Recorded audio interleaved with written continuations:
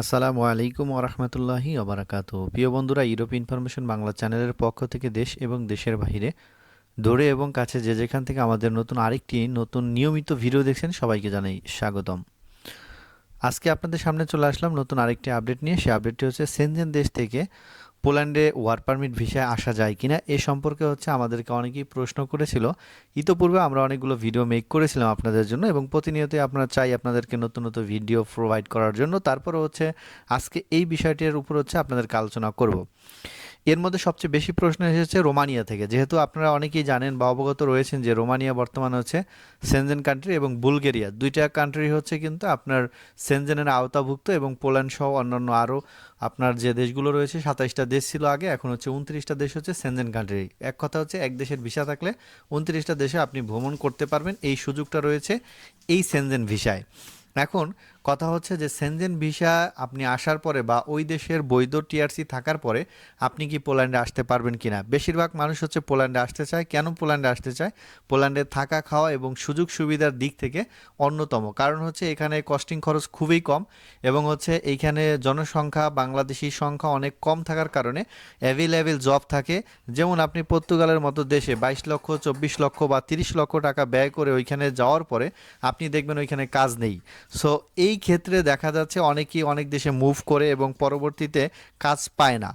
এবং যারা রোমানিয়াতে আছে তারাও তাদের বিশাল সমস্যা, যেমন আগে একটা সিস্টেম ছিল এনওসির সিস্টেম নিয়ে জব চেঞ্জ করতে হতো।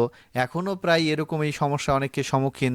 কাজ চেঞ্জ করতে গেলে অনেক সমস্যা, লয়ারকে জানাতে হয়, লয়ার আপনাকে সিস্টেম করে দিবে, দেন আপনি জব চেঞ্জ করতে পারবেন। কিন্তু পোল্যান্ডের ক্ষেত্রে এরকম যে আপনি জব চেঞ্জ করতে পারবেন আপনার নিজের ইচ্ছায়।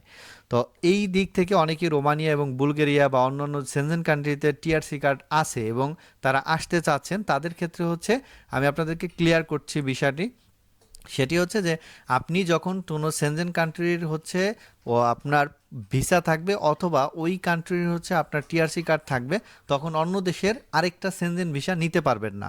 তাহলে যারা রোমানিয়াতে আসেন বা বুলগেরিয়াতে আসেন বা অন্য দেশে আসেন, যারা চাচ্ছেন যে বা অনেকেই অলরেডি ইতিমধ্যে ওয়ার্ক পারমিট পোল্যান্ডের উঠিয়েছে যে অ্যাম্বাসি ফেস করবে, তো অ্যাম্বাসিতে আপনি অ্যাপয়েন্টমেন্টের জন্য আবেদন করতে পারবেন ঠিকই, কিন্তু আপনাকে অ্যাপয়েন্টমেন্ট দিবে না। প্রতি সপ্তাহে আপনাকে ইলেকট্রিক ড্রোতে দেখাবে যে আপনি নেক্সট এত তারিখে অ্যাপয়েন্টমেন্টের জন্য আবারও ড্র হবে, ওইখানে আপনাকে বারবারে প্রতি সপ্তাহে এরকম ড্র হবে। তবে আপনারা কখনোই কিন্তু এই সব দেশ থেকে ওয়ার্ক পারমিটে আসতে পারবেন না। এইখান থেকে আপনি 90 দিনের জন্য এমনিতে আসতে পারবেন। আপনার যদি ভিসা থাকে অথবা টিআরসি কার্ড থাকে তাহলে আপনি এখানে ঘুরতে আসতে পারবেন অথবা অন্য পারপাসে আসতে পারবেন। কিন্তু আপনার গিয়ে যে এই দেশে আসার পরে পোল্যান্ডে কিন্তু 2025 সালের 1 জুন থেকে নিয়ম কার্যত যে এইখানে আসার পরে আপনি বৈধ হতে পারবেন না বা টিআরসি কার্ড চেঞ্জ করতে পারবেন না। আগে যেমন একটা সুযোগ ছিল, অন্য দেশের টিআরসি কার্ড থাকলে পোল্যান্ডে এসে আপনি বৈধতা হওয়ার সুযোগ ছিল, যেমন আপনি কার্ড চেঞ্জ করতে পারতেন, সেটি কিন্তু এখন আর নেই।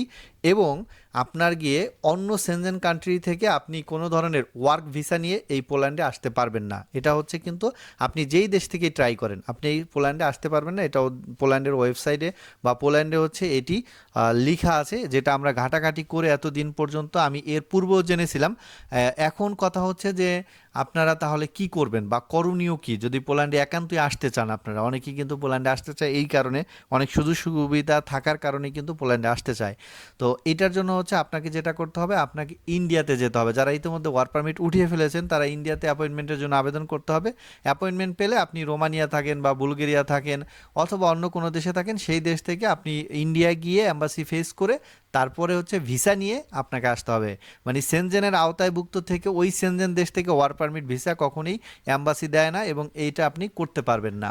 আর দ্বিতীয়ত যারা আপনার নন সেনজেনের মধ্যে আছেন তারা কিন্তু এই সুযোগের অন্তর্ভুক্ত, তারা কিন্তু ওয়ার্ক পারমিট নিয়ে পোল্যান্ডে আসতে পারবেন। যেমন আপনি ধরেন সার্বিয়া অথবা বেলারুশ, অন্য অন্য দেশ থেকে যেগুলো নর্থ মেসিডোনিয়া, এগুলো আপনার নন সেনজেন। এই নন সেনজেন থেকে আপনি ওয়ার্ক পারমিট বিষয়ে পোল্যান্ডে আসতে পারবেন। তো আজকের আমাদের এই ভিডিওটি ছিল অনেক গুরুত্বপূর্ণ। আমরা আশা করি আপনাদেরকে অনেক ইনফরমেশন এই ভিডিওর মধ্যে দিতে পেরেছি। আজকের ভিডিও এখানেই বিদায় নিচ্ছে। আল্লাহ হাফেজ। আসসালামু আলাইকুম ওয়া রাহমাতুল্লাহি ওয়া বারাকাতুহু।